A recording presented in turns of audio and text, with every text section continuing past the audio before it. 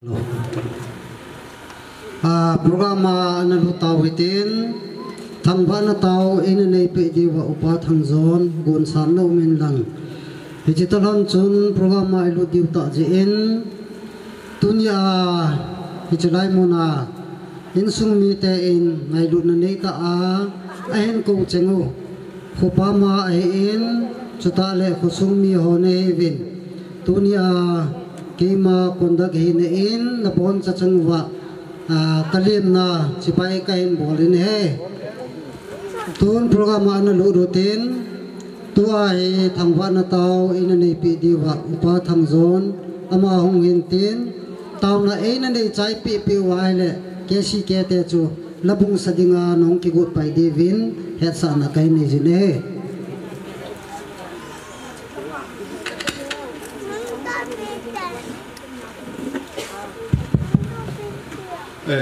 nó lùng thiên triển nó hoạt động tàu này mong vinh lắm khi mà ôi nghìn có thể hiện ạ tàu này mang nghe tàu vô tư lùng xin lệ ngày luôn na dim sẽ nạ kapau thỉnh thọ bắc khai nó lùng xin nay chân và nuôi hi ni tin nành bồi na hạ sẵn na dim sẽ dòng lệ nó lùng xin nay chân ra lu và bồi na hot nay chùm khen và tu ni khop pha ni pi nau to kilonin hichi kasu piu thangin le insung mi te in ta sa insunga chol dam na ding le na lengam na ako na diwa ina sa tuni a luthia ka umuwa hichikin gun ho panthi ta dinga na kuna phat pha ka muzi ubin thangwa na nang ma ka pi winahi pathing tuni ka kiman sa na diwa nang ma nei ke man cha khom pi win la wanoi boina ha san na I matsa umluhila ta sadam sela ka phat ho ka zo ka wa nang mani pan pi di win na nga ka ta wi nei chuting pakai chelai mun hin loading hung ki mang chading ho kasu piteni nawa choila sading te ni ahin chuting le chelai min chung zo si hi nang ma din pi na ka chanuwa kabol ka to ho zo si hi nang ma lo pi sa na le nang ma nung kazui na a hat ben a kaniyuwa ta asalama yong chon phat kichin sa na kaniyuwa hagaw leng gama jong pakai kalsun ben a kanei thi na diwa ka phat hole ki ho zu si na ko na hin ki wop sa in thangwa puma jisu mina katawu hi amen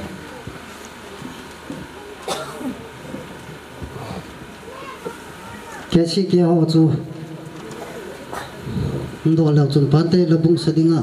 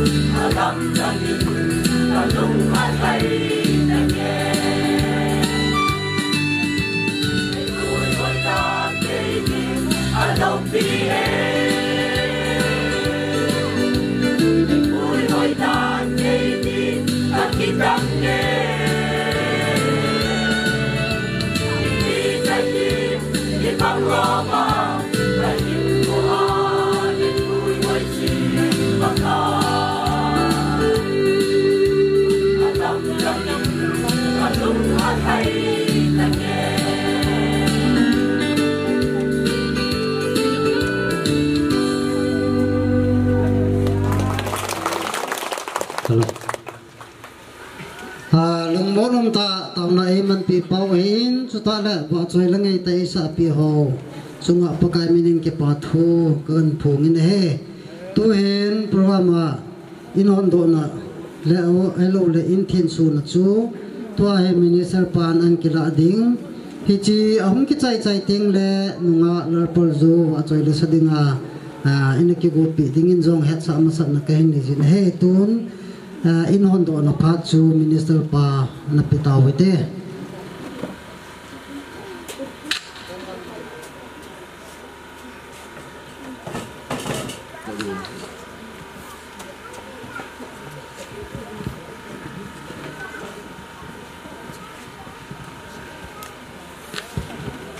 lo mas berberin dunia Pathen Vangbohna in na hum pa zo si bakai su krista minin na bon chawin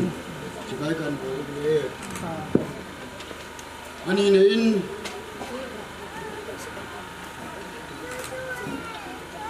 Bible sang khat in sim dan tin ni manding win bakai minin kitim he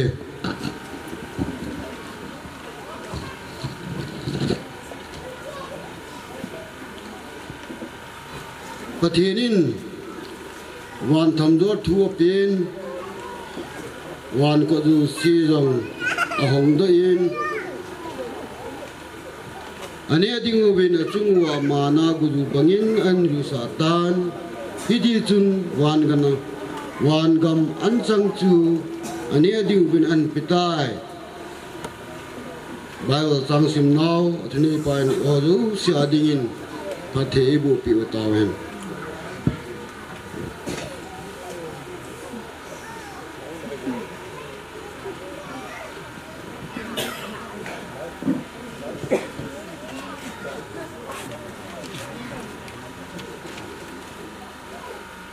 Bon chawin paka nga kun so kewin lang har hoyong si lando na ni naw ban jama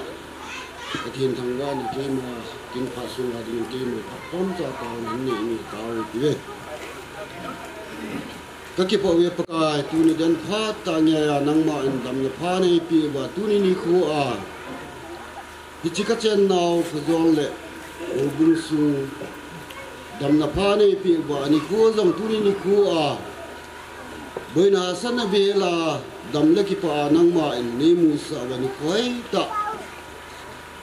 nang ma ni mu sa jiwen nang ma thangwa na kan pi e tu ni chigo khojol sunga hin pa thangin na lung sien na lo pi ta nang ma pakai wang bu na in tu ni a Hicin kot hondo ni ding le kin gon ho zo sia lu thia nang ma ni ko ba ke zong hichkin tong dinga insung mi te de sana ka chan na to kilonin hichi phar kan la na dinga kia om ni tin ha lo na ha sam na nang ma ni nga da min lang tu ni ni ko a ka phar sung sia nang ma edin pi dingin na ko thinga om kilangin na kapaka Yesu minin na ko ma kong tao hi amen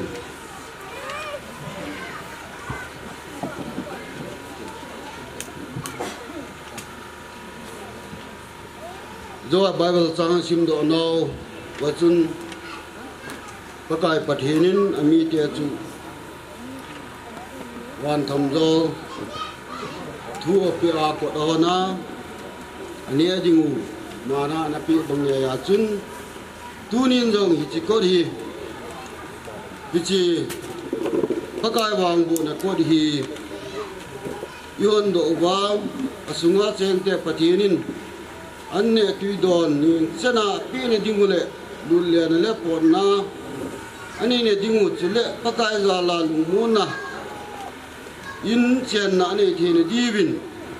pakai la cha liman pa pathen chapa pathen lagau thing minin pakai wang bu na in ko hi ribon ka chetan na to kilonin ka hong do ta ne hi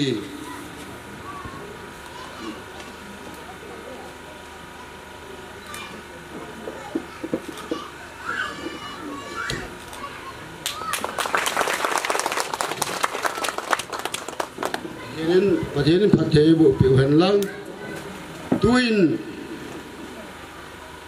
hicha hin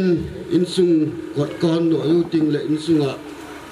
insung mi te hin le bungam ka ho hin insung alut ko mo tivin ho sa po in cha in tin suna in khat mo tivin ti song ki chai chai ting le kong po do ki dingu kong po do yu ting le program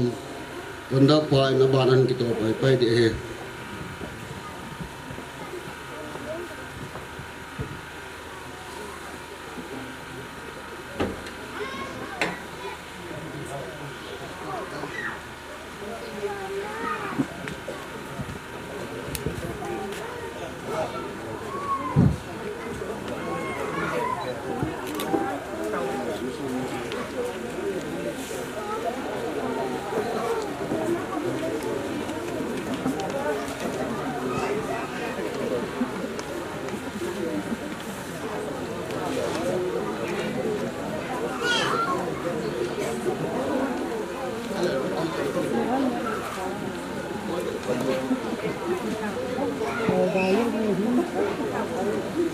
ai lẽ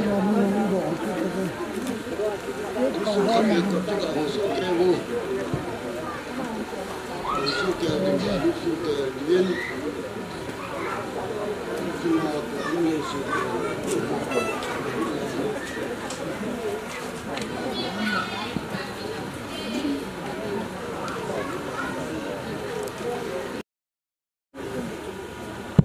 program alban na chalotin tunwa choila isa pe diu nga lalperzo ma phat campaign he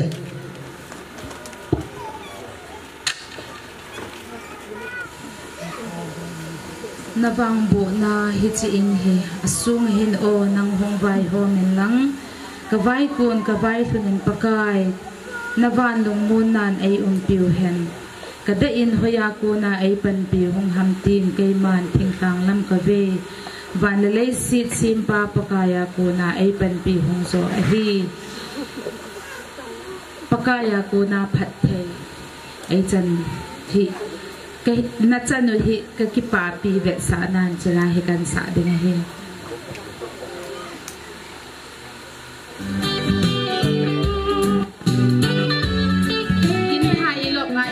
điều hành người ta muốn xem là ủng hộ thì ba về sáng nay thực hiện được à khổ lụy tình cần đúng kề lệ bất ngờ phát này hạt hải cầm mũ gì hiện thấy đã tươi bì bằng cả in vang cô in ai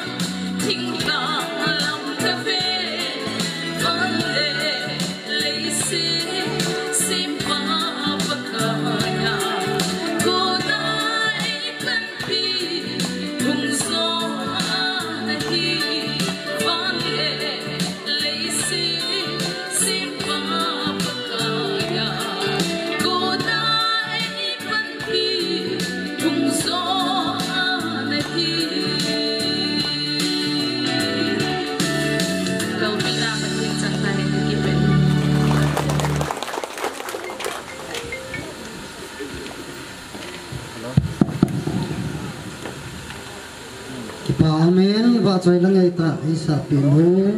iso pinu kip chunga ke pathu pong ven tuin aban na chal ki rutin lim na thu sei pa lim neo chiki chai ting le mai cham lui do na nu hat hai hi chi te ni chu to hai mung chi kom diu he in tun lim na thu sei ding ken ko bin he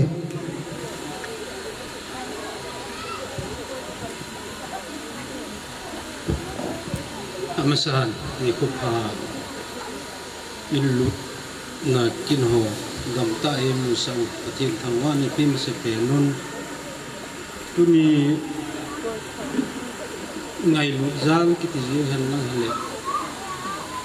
in sumi ten ngai chak cheng cheng ho khanna se digin tuni kin them poi pan pi ko pu hen chule ato khom pi chen chule ong la cha ho amanuya ki khai ha nu lom lang hin pa te lom lang hin khang lai te ho ai ho abanin tul sung no ko hal saku chule asiu mang ko chong chen chule amanuya ki khai ha ho men junior hit got ho chule Thanggin dinga ute Pintin chule ni ngai sang dinga ute ho chule artisai ko in sungmin kite gospel sugala dinga dil han tum penta mani hikini ya amani yong ahung hanin ki pam le jingin si saw le amani sa na hen khat he abon chan ngai na ai wangin la parju adingin jong nganu masapena phang kong kong sunga chimiu si auto ama pakitu asu men mo hin asadok tan ehen wathang cha hin hat ni dinga hele yu ting le zan khat im theluwin lai chunga ti ala na sa khat ko miu silung atong khan e chun i chong ju phan ne le nin sa pi diwa lem thu to ko ma khan si e chu hin ten abanen kusa khulanga loi le pai thanggin ding hin aloi nu ding hin tele ko ding hin ni ngai sang dinga hen insumi te dinga loi le pai pan nasaka ta la ho tuni ya hu pang ho ngai lu zala u kal sung ho chile kusumi hobumi bon chike wi insumi thalagin mahazo se kalim naw chipai ka hin ba we ka ki pa e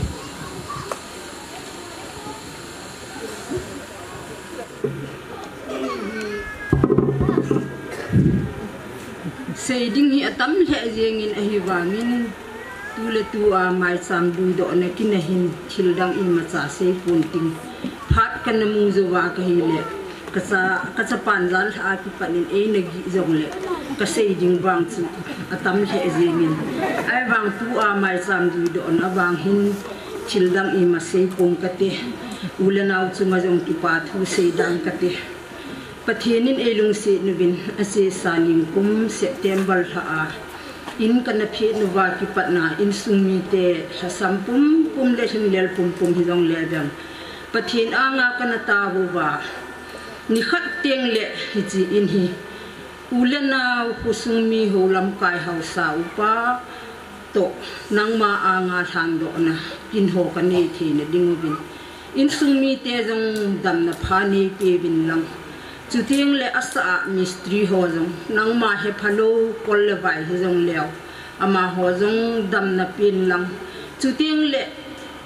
hitabang in sa theina nei wang wa hi ama hon jong ngai lu na nei ta a hi in hi ai sa pe lo bole ki hon apha ase ka he po bin ama hon lung thim se ke ngu hen lang aphai ti yong le in sungmi ten ki hello ding ai izo se hinanga ko na mistri holung sit ngai lut jong ka chan the na di bin tia in sung mi ten ka taw na ho Pathen in dei san pe wa tu ni a sa le hanga ngai cheng u le naw chu ting le ko sung mi ho to pakai anga han do the le chu ting le hitabang phat pha ho imu the naw chu nga hin ka ki pa en ke yong tu ni in sung mi te asunga cheng ding te jong no ni hi han dani hi jong le Pathen in elung sit naw sumil le hela hitia chu te le khang mo le sa ki ka la hi jong le kilung hol to the ya ki ngai lu to the ya hin ko ka man the ne dingu ba ahung ki khom ule naw ho lam kai hausa upa hon Pathen he nga taw ne ne man pi ne di bin tu ni sung mi ten mai cham dang ka zanga ka hin ko din chu teng le anuli nu hi apile nu hi ta sa dam mo in ahung the pun aman jong zakhat a hin tu e hi chi tu ni a mai cham ka lui do ne kin chu hi chan chu ta hano ka ki pa e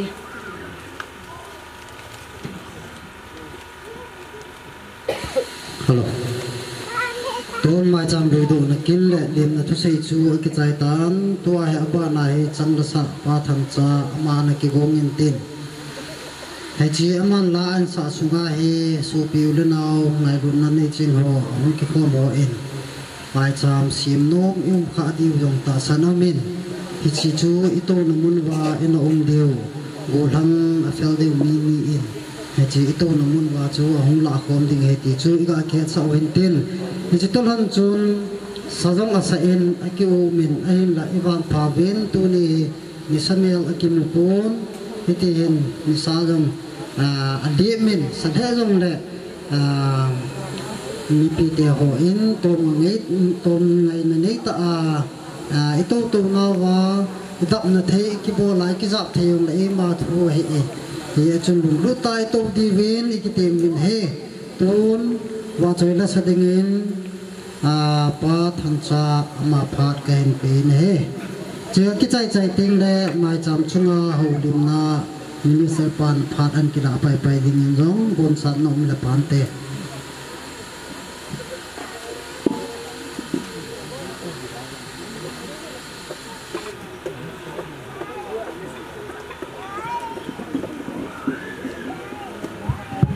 hello kakipain kahong thuna konin in nei pan zong la kisai ti chu hin sa te le chun ai na tia ki ko sa ka hin ban jamin lim na thu sei pan zong an sei kirin kakipai Krista ai hi ting le i mu thei zong le i mu thei mo zong le phachuma ki hitai kakipain zan khat ke i mu thei lovin ti la chun sai amen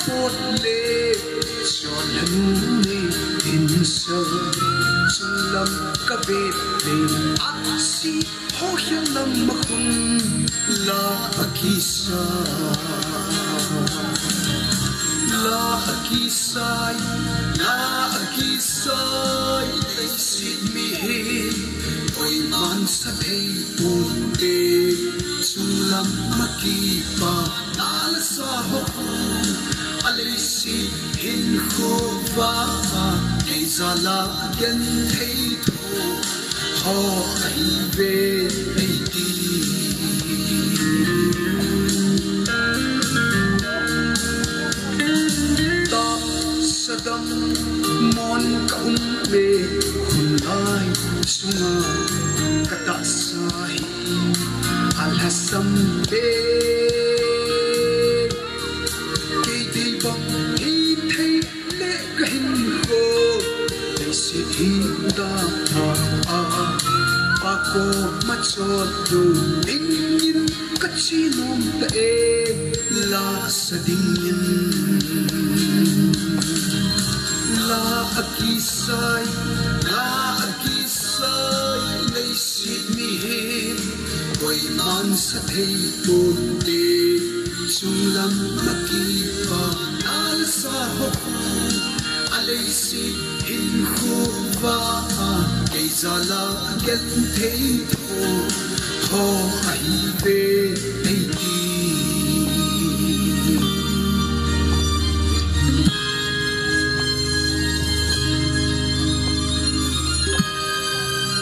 Chimuna la saho chu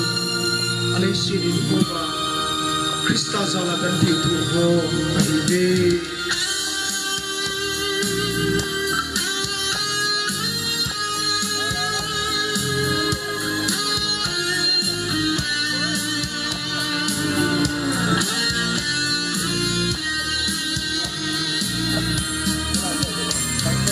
lei hin ho hi kinep na Beita zong le kaki nip na tun so khupi sumuna sam na ta lo ding sum khupi no ma sun gon mai ten ki pa ta in ke moi no ba choi la asati la akisai nei sit mi koi man sa thei pun ke sulam maki pa nal sa ho alai sit hin kho va ei zala gen thei tho ho ai ve ei ti la akisai nei sit mi koi man sa thei pun ke sulam maki pa nal sa ho alai sit hin kho va ei zala gen thei tho ho ai ve ei ti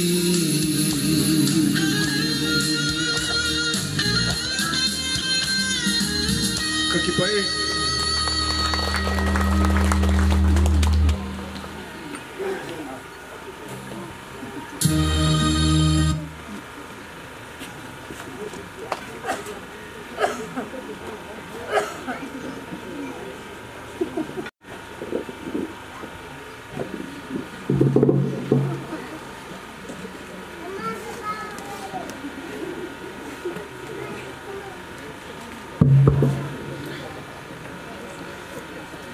Pakai wa jaila ngai ta hin ngai nau to kilonin aban banin yung salvin inni te in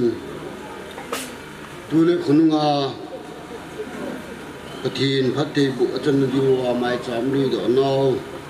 kin phat ji hung tawin tuni hin ka ngai tu ai le ni chikin lobita hi inni te ko machun gambi pasar pa be ai lo ai le gam chunga lam ka ho khat be kan ti le phat iti dingan mi ga ko le diong phomo sa win tin sunga mo bu kha in ya la chu in pan sa na chunga tunia ai mai cham chunga cham khat ho lim na ine ding we hin ingai tu dan ide sa dan dumia chu holum na kin ne ding hin hi chain tu me sagin nyau khat ga ki se ben lang le kon khat chu itabang kin ho khat om ting le meter pa holum ni chu sod wa le ai le wa le achomin apa ti yang chu amun hi ti yo chu ge lo de tu ni ku hi itabang in ne te in ni khu ni hum ke a dinga hi kusung ho bung sunga yong phạt mình đinh đàn ho ni khu phạt lụt đinh đàn ho yang chu anh thum đó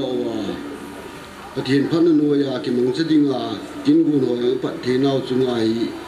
thân ta pan là đi về thì chú cửa xây đổ nô mình tu ni hin hi chỉ mai chồng chung à tàu này mình đi ngồi hin tu ni à Thanggin lên sung mi tiền pakai Vangbohna In-Lut hiện số là kinh gùn này chung hin cái gì mà sẵn mà bằng nhà yên ông hoa dấu xì chung là cái bà thu gần xin chú là tu ni à pakai wa sai lại sa bê wa artist ni hiền chú là tu sung à cái gì kia hoa hiền chung chỉ wa cái bà thu có phô biến anh tu hin Pathen tu trong thật nên lụt đinh hoa hiền hi chi tu ni à pakai Vangbohna In có hôm đó na in thiên số na tin man nawa thupi a anaki mang chu mi zo sin he su ke yu miu sin isim wa ichin pha so ke yu ka ta san e chu leng de bin sam da som na gup chang som ni na chu thil pha sim jo lo e bol pi a chu pakai chu pi ke pe ding ham ki tu ni ni kwai in sung mi de ni chi bai lo chang an de sa nau te kilana hi tu na hi chi tu changa in trong khát in sung mi de hin ông cái kho màu dấu xin ilung tim và iga gel do ding win amasan hi chi tu chang tu mo hi tu do le don bun na o mai hi chi tu do le don bun na hi chung chang a hin ngai tu ding chu kho ta o me ale dunia in leng dibinin chi Bible sang hi ane hin pakain thu pha simjolu ebo pi jai pi ka pi ding han ama chu itabanga an ai ji a ai lo la itabang mi an hi a hi chi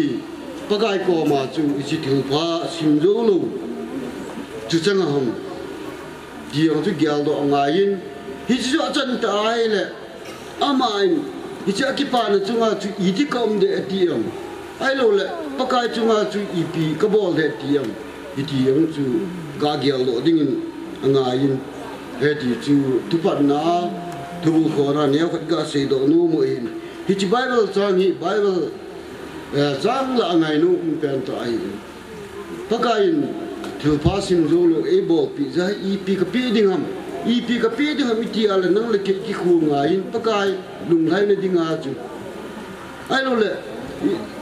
Ichi Bible sanga thu pha sim zo lo pakai na pi the ne chu I tabang din mu na chu na dina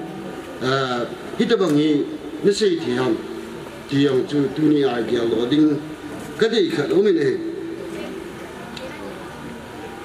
ichi lai Bible sang pro bung som ni le ke chang som ni chu I ve na ai le mi kita ho chu pakai no wa boi ti akimu ne chule pro bung som chang som ni le ni achun pakai phat the bu wa gen mi hau do the tin ki ji ne chikile sam som gu le ge chang som le chu I ve na ai le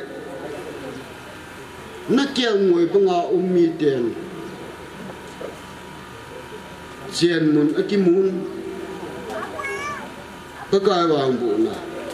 achang the ti chlai Bible chang chu kimun chigile ne me ya bung gup chang som le gup na chun tuni hin chi Bible chang chu ne khap chu ka apa po no men ai chu Hichi Zerde Palaya Nemaya Pat Sunga Hichi Jerusalem Kulpi Bang Pal Aget Laiwa Hichi Agalmi Tevin Pakayin Apan Pizalwa Azoti Now Tujangahi Pakai Pan Pinayala Hichi Gulbang Aget Zutipana Pakai Tangvana Napina Bible Sangi Hiti Hozala Jun Amelma Tevin Eki Savin Hiti hozal chun amel maten zana pevi heti chis la Bible changa kun chun akimudo the e chu pakai pan pin yala azo ahi chu a het diwa amel mate anai lo tu chang kimu hitio bang ka angai tu le tuni in laya in nei pan tuni a pakai wang bo na in ko honna kin lo pi ta hitabang kin go an nei ne chunga hi chi leng de bin sam da le som le gu ma e bo pi ja pakai chu i pi ka pi ding ham ti a sei tu chang tu pi an ta lang nau te kilo na in tuni in hi chi leng de bin ni ko sim ya ding sao choi hin jo pakai wa choi la isa pi nu nganu in an wa choi la sa ra chun leng de bin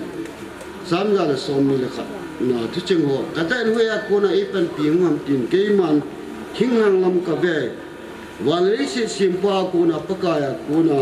e pan pi hu ai zo be ti chỉ pakai wa sai la ni ta jong in sa min ka ame to ale pakai wa sai la sa se o chu tu chang ho chu alo le la chang ho chu vai ta in ga ya ai pathin lo pi na mu thi na tam pi au min e tu ni in jong ka ame to janin hi chi tu pi a imanu sam ja le som le gu chang som na ni na pakai jin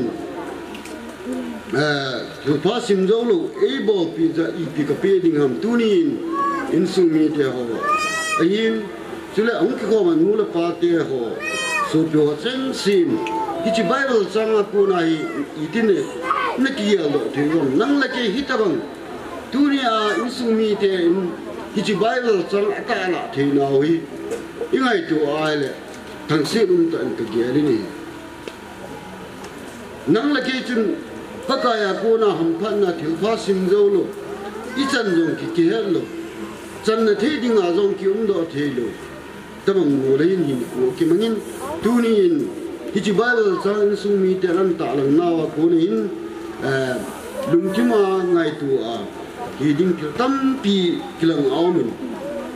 chule in su mi te in an de sa na to ki ran in pathin lung sen ya la ka tim no nom ki chu hi le hi ta banga hi chi bai ral chang ita lang naw ti kilo na in tu ni nang la kin ki pi ingai to wang ti ilung tim ba ai ko wa yi ding mo ka de se ni lem de bi chun aban ju so ma tung ji si ma le hu yin nei khon mo dom sang min ting pakai mi na ka bu ti ne sin chile som la sigi na chun thangwa na kilai na gantha banga akipi ding pakai mina taw ding leng de kiti mi tuni in jong ga ngai to al hichi bal sangai thu do le don na umgyal gerin ai ti chu ga sei do no min tuni in hichi pathen phat thei bu na pathen mal som na pathen in thilpha sim zo lo api na chunga hin ka ngai to ale izo bible chang ro bung som ni le get chang som ni na chun mikita ho chun pathen a ko na hau na ki mu ve pathen ki mu ve ti la bible chang chun akizi in hichu ka sei do na pen ta tu ni ga ngai tu danin ke he danin anni pa tuni a pa thangin ni mikita wai khana ke he ta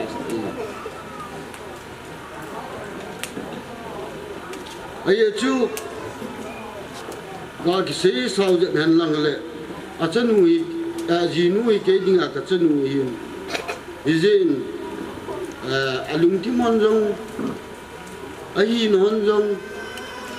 ACP zihonin chule alungyal ngai tu non jong ACP zihonin ai ni kumanon jong ga ngai tu ale kavet ga na hele tuni en hichi viral sang inne nu ko halain hichi program kisim ni la en hichi viral sang an de san hichi to ka su tu a tuni a acha pa kita na ho ka angai tu a akita aji a hitabang pati na ko na pakai wang bu na in ko ti a min sa thi a chile hichi in lo pita ho zo si an padwa kuna buin hasan nabi la patien pan pinayala asa apang ho ahin in sumi te ahin kusumi ho bumi hichi kin sa ni so su boite I ma cha le la patien phatin bo ni yala hitabanga tunia zo the na pharo kin gun ne wa hitabanga ko don no iga ni thi wa hichi patien tu bible sangil ta lang dividin ana tsi hichi bible sang ho tunia gel khom the na pharo patien pharo pha imusa zo khngai to ale lo pi ka san hizin patien phathi buna idang ta chang mo mo ve ti alang khana I het naw mo ban jama tuni ni ko ayo kinu ka se do lu min ka ki pa pi le zengin tuni in pakaya dinga si ipi ka pi ding ham tin tuni in leng divinin ama akidongin patienin thil pasim zo lo api a chu leng divit kidonga huing ni khon bangin dom sangin ting pakai min ta bu ti ama ki piluna ama ki te nai som na sigi na chu be na ai ale thangwa na kilai na thil to banga na ping ting thangwa na kilai na gan tha bangin ping ting pakai min ta bu ti ichilai ang chun ama ki pi na pakai ya akipi na bal sang ya omi hiji ko ngai to le tuni in hiji pathienin adei penta ai lo wala pathien lung deilam chu ingai tu ala pathienin dei chu sam som nga sang som ni le ni chu ibe na hi ala kilai na thil to banga bo pan chu hita banga bo ho chu pathienin alu alagin alu adein patien lung lam he ti ki mu tule first Thessalonica bunga chang som da ki chu ibe na le mi thieng purin Thessalonica mi te ko ma chun patien lung de lam chu ipiam chilaya mu do thein ding chu patien thangwa di ipaka Yesu Krista zala patien thangwa di chu patien lung de lam di sei tunin lang de binin sam chun sam zala som la gu chang som lani na chu thil pa sim zo lo e bo pi ya paka chu I ki I pi ka pi ding ham tin amala ma akidum paka phat na chan ho zo ngai tu ale paka ya dinga chu akipi inum dan chu amala ma kidungin ama ki pi ne chu ive na hi ale anoye chu som tu na chu hu ing ni kon bun dom sang ting paka mina ta wi som la sigi na chun thangwa na kilai na gan tha bangin na ping tu pakai minin tabu me min pakai ya dinga ipi thiu ibol thiu ini sunu chu leng de bin se ma bang ya chu ki ti lo wa tu on ki pi ne ne ti ko win pathin lung de lam chu pathin pha sa thang wa wa pathin pha sa isa di pathin lung de lam he ki chu alang khana ne wat ga se do no me tunin ki chi pakai Vangbohna in tin akisan Bible in Betsalom kiti ku cham na in tin in Bethany kiti ku singai na in kiti na in jule Bethany ko ma pakai Yesu thi chang thung agaw sap na kiti Bethpha kiti ku ile do aile Beth kiti chu in hin pha kiti chu bin lo apalo dine ehe ka angai to ale paka Yesu hichi Bethpha ko ma thei chang thu agaw sam ne hichi Bethpha kiti chu khumi ne hichi ko ma chu thei chang thu thei chang min lo chun te ka na hichi chu an sei do tu chang kha rin tu ni jo ka agya ban tu ni hichi paka Vangbohna in tha ilu na wahin so pil now ong ko ma zo sin hi jin sunga hi Betsalom kiti sam na ir so thing il ding in ai lo ba ale Bethany ki aso thing il ding in tu ni ông kho mà dấu xin thì chỉ xây ngày này ông chàng kho mà in sung mi tiêu liền nẹo bốn sao và chấm na cái can không và chỉ xây ngày na cái thunun thế này đi mình tu ni in sung mi nu in thì chỉ mai chấm ăn rồi đó là tất cả nó in tàu na in mình đi qua chú tàu na in mình tiêu đấy pakai ko ma irut khom ding wa chu ke man lo aman an sen no ban jo ma chu de sa na kan se do ai ti chu neo kha iga se do hin chu lại mi thieng polin pathin lung dei pathin lung thai ne ding chu rom bung so na ni chang kha ne chu chu ti ye chen su pi ho pathin lung dei bang na ti pum piu chu lung hen thing ta gan king la bangin pathin la thei do ten pathin ki pi gun tin rom bung so ni jang khan chu mi thing fu hi chi thias lung ka mi te ko ma chun imalam jo se athang wa jingun hi chu ipokai su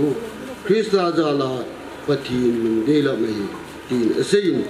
hi chi mi thing fu len aman cha pathin lung de lam ai lo ai rom mi te ko ma pathin mung dei lama mem ten pathin ko ma ke pi ding dan chi ba chang te ni chu ki mun chule thurun luye chun leng de binin sam ja la som la gu som la thum le som la sigi achun pakain abo phat no la pakain phathe bo no ho pathinin apan pi no ho wang bo no ho za la ama pathina dinga akipi ding dan chu ichi som na thum le som sigi ne chun amu do thi na amu ichi bang ya jan tu ni in pathin phatte bu na ichan nau chu ngai tu ni in su ni ke ho pakai zalin na bon savin leng devin hu yin na chi khon bang dam sang in king amina ta ni ati na tu kilanin chule kilaina thangwa na la kilaina khiltu banga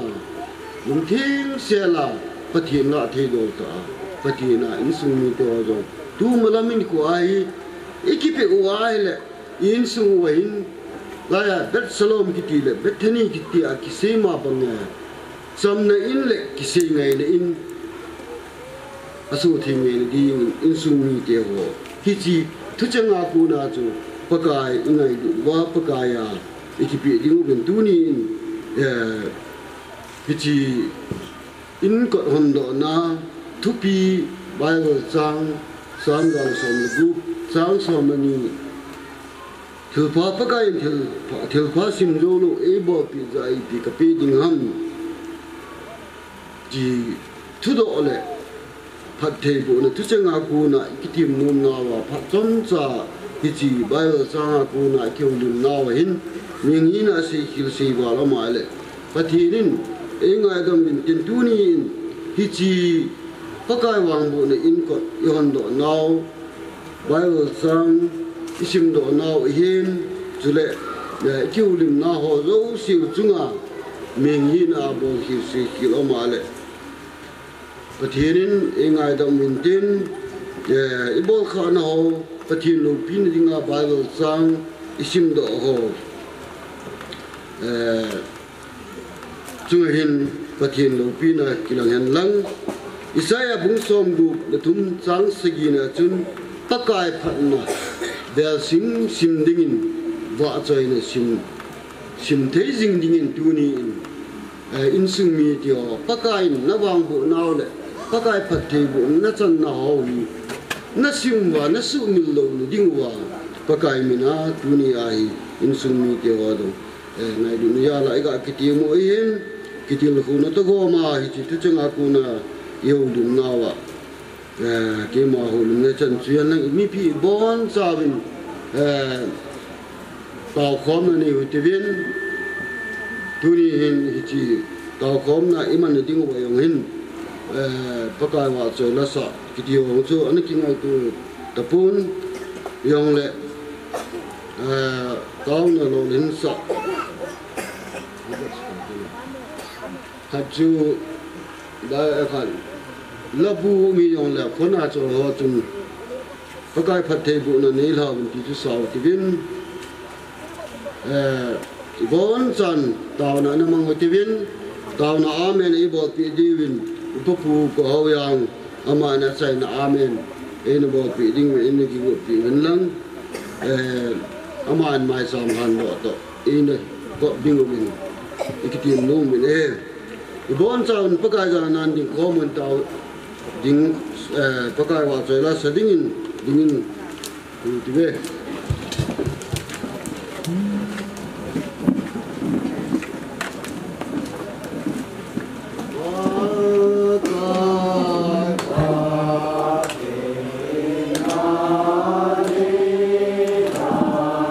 kalung kipadim sain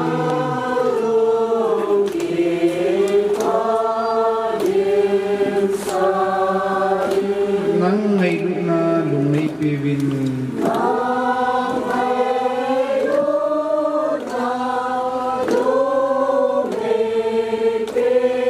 katsiin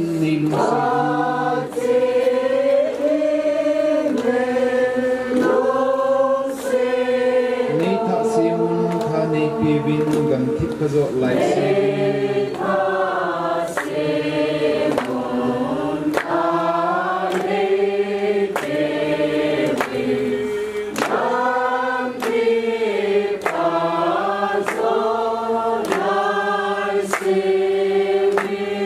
thangwa ta thun khachoi anui